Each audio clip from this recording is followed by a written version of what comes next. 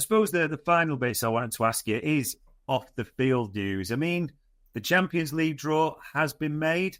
We've got homes and away. We've got dates. You love a camera. You love a video diary. Where are you looking forward to taking it? Well, Milan's a beautiful city for the Inter game. Yeah. And I've never been to Marseille or Frankfurt, and Istanbul is a crazy place. Yeah. So, so I'm flying to Istanbul at 8 a.m. the morning after. I'm going to Oasis at Wembley. Nice. So that might be a bit of a rough start to the day. But yeah, I'm looking forward to all of them really. When the draw came out, I got told to book all my flights and hotels as soon as possible. But I had to leave the house at about 11:45 on Saturday, and the fixture only got announced at 11:15. So I managed to book four return flights and 4 hotels in 30 minutes, which I thought was quite impressive. That is. To be fair, that's maybe one of the untapped stories of the window. That is proper adulting done right as well. Look at that. And I've got to ask you this with the Champions League, because this wasn't even on the agenda till it came out, I think, yesterday or the day before. The Federico Chiesa omission from the squad. Is that literally just down to the homegrown numbers and the balance rather than anything more at all? It must be. It seems odd to me, though, that he's not in. But, you do think, who do you drop then? And I didn't know that they would have had to name, Freddie Woodman in the squad, for example. That seems obvious. If you were playing on Football Manager or FIFA, you wouldn't bother with a third choice goalkeeper, but that's just how it works in action. So it is a bit damning for Federico, but he's maybe slot things that he wasn't fit at all last season. So maybe it's a case of we'll just leave Feddy at home in the midweeks and he can play in the league. I'm not really sure, but it is a bit damning. But he's been given a chance to prove himself. It's hard to prove yourself when you're not playing, though. That's the only problem. Yeah, true. Especially in, you never know what's going to unfold, but if qualification's already done, and because Liverpool don't seem to care that much about being top as they finished last season, there's a few games you're thinking he might get minutes in right at the end, but it's not going to be either way, so we'll see. And Helio asked before about Cody Gakpo. I mean, he signs a new contract. Robbo's made vice-captain as well. I suppose focusing on Cody a little bit for this, because he was honest and said it does look like there was something in that Bayern Munich move as well. Good, smart deal to get him tied down for longer? Yeah, I wouldn't be surprised if he used that Bayern Munich deal. That if he went to Liverpool and said, listen, Bayern are in for me. Yeah. Give me an extra 20 grand a week and a new deal, or I'm off. I'm sure. I know Cody, from speaking to him, he wouldn't have been kicking up a fuss like that. But I'm sure it helped his case, the fact that Bayern were interested, if you know what I mean. So yeah, good move for all parties to get him signed up, because I still think in terms of consistency there is another level that Cody Gakpo can get to. But on his day, he is one of the best wingers in the world. And I think, I think last season he was very good. He stayed fit most of the year as well. So if he can do the same again this season, then I'm sure he will score double figures, get into the mid-teens again for goals. So good move. Fingers crossed. Yeah, it's similar numbers, if not bigger. And I mean, he's got a goal. He's got a couple of assists so far in the 3 games. I mean, it's weird. You've watched all 3 of them. You've been in the ground for all 3 of them. That we've got 9 points, but it's not exactly been scintillating, shall we say? What's sort of been your biggest takeaways from the 3 games so far? Yeah, it's hard because I was sat there during the Arsenal game last week, and I was thinking.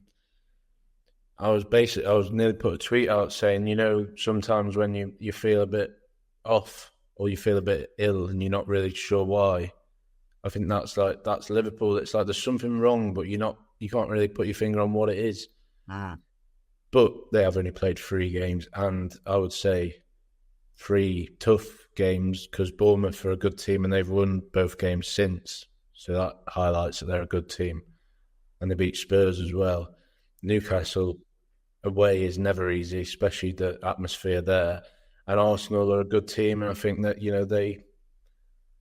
they played Arsenal at the right time, though, is what I would say, because Eze's not up to scratch and Saka's injured and Odegaard wasn't fit and Saliba went off injured and Gyökeres isn't up to speed yet, really.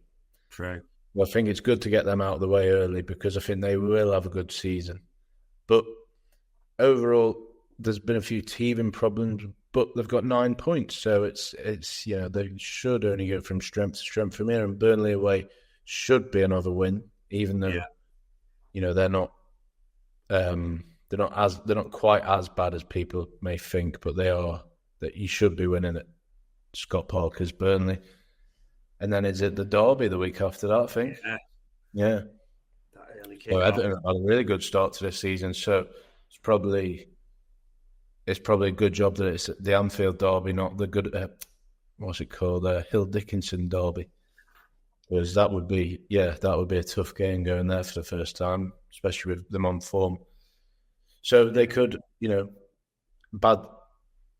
not an amazing, scintillating start, but they're on 9 points, and I think that's all that matters at this stage of the season, getting some points on the board early doors. Yeah, it is. Like, everything will take care, especially with the international break. And the final question I wanted to ask you, off the field-wise, obviously yourself and your Patch Journo colleagues, you've been away to Asia with a certain few, there's been karaoke and different things in bars, you're back to Anfield now, so you might see things like big coats, knee warmers, all those types of things. There's even new grounds to visit as well.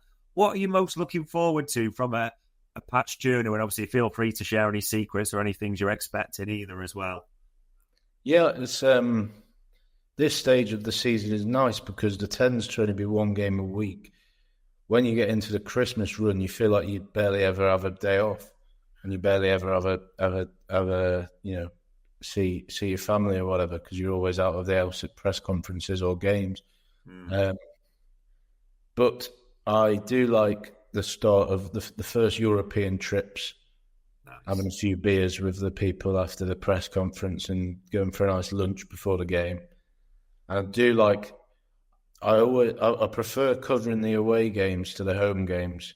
I'm not sure why, I just like the element of something different. I like going to places like Selhurst Park and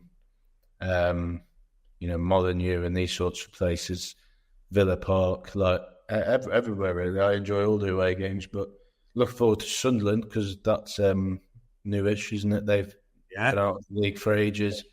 But I'm not going to Burnley because I'm moving house next weekend. So I'll be watching that. Hopefully the Wi-Fi will be all set up to watch that on Sunday. Fair enough. And I'm guessing for the away trips, would it still be the standard and maybe a car with Messrs Pearce, Doyle, maybe Miss Lindop, things like that? Is it the normal crowd? Yeah, that's the usual crew. So one of Doyle or Ghost will go normally, and we tend to go for a couple of quiet pints after the pressure on that first night. Sometimes not so quiet.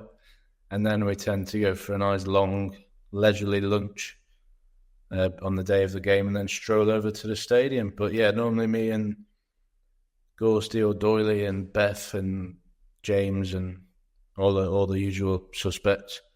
It's always good fun. So I look forward to that again. You sometimes forget that you're on a work trip, which hopefully my boss isn't listening to this. Fingers crossed for that. But we got a lot in there, people. What did we find out? That, Leone is valued highly. And in fact, some stuff we didn't know. Rodrigo felt like being forced by his agent with the City stories being a plan. João Pedro maybe being pushed by Brighton. The way things can work. Michael Elise does seem a target, without doubt. And to be fair, you can be a bit smug if you call a war chest and all the signings in April. You've got to give people that at the same time. All it leaves me to say as ever is, Lewis, for the time, the insight, and for answering all the questions in full, is much appreciated. My pleasure, as always. And ladies and gents, that was another Media Matters Anfield Index.